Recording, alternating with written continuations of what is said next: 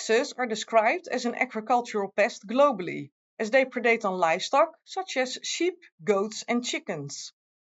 To reduce livestock losses, fox control methods are applied that can be either lethal or non-lethal. Although such methods may cause pain and suffering in foxes, and lethal methods are aimed at killing foxes, there is a lack of investigation of the morality of their use. The aim of this study was to investigate the welfare consequences, the level of humaneness, and the ethical and moral implications of fox control methods. Lethal methods include snaring, trapping followed by gunshot, poisoning, and ground shooting in the head or chest. Snaring, for example, can cause severe suffering due to injuries such as broken legs and slow suffocation of animals over several hours. Leg hold trapping followed by headshot can cause anxiety, fear, and frustration from being restrained, but also distress from the presence of humans and pain from injuries like fractures and dislocation of limbs. Non-lethal fox control methods include the use of disruptive and aversive stimuli, the translocation of animals, the use of guardian animals, and livestock management like shepherding. In all of these methods, the perception of danger can lead to fear and anxiety. Loud sounds from scary devices and shocks from electrified fences can cause pain, disorientation, and discomfort. Although non-lethal methods are not aimed at killing foxes, they can lead to death.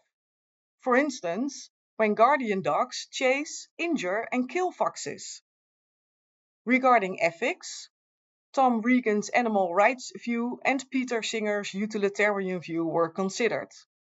In short, according to Singer, if and only if the use of fox control methods can prevent suffering and death in livestock in a manner and with a magnitude that outweighs comparable suffering and death in foxes, one is morally obligated to use them.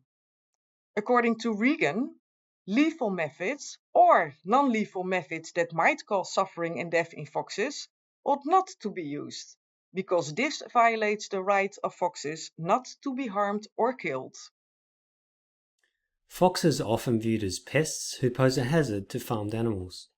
Accordingly, very little consideration has been given to the suffering caused to foxes by fox control methods, until now. This study was an opportunity to consider this in detail. We studied a range of the most commonly used fox control methods. We considered aspects such as the impacts of each method on the 5 domains of animal welfare, specifically the likelihood each method would cause food and water deprivation or malnutrition, or environmental challenge such as heat, cold, and exposure, or disease, injury, or functional impairment, or behavioural restriction, and finally we considered the likely impacts of all of these on the animal's mental state, and effects such as anxiety, fear, and distress. We also considered how long these impacts lasted. These varied from immediate to weeks in duration. For lethal methods, we also considered time to loss of consciousness and the level of suffering caused prior to that. It was clear that all lethal fox control methods studied and some non-lethal methods are inhumane and should be prohibited, in favour of more humane fox control methods such as close shepherding and secure sheds in which to house farmed animals at night.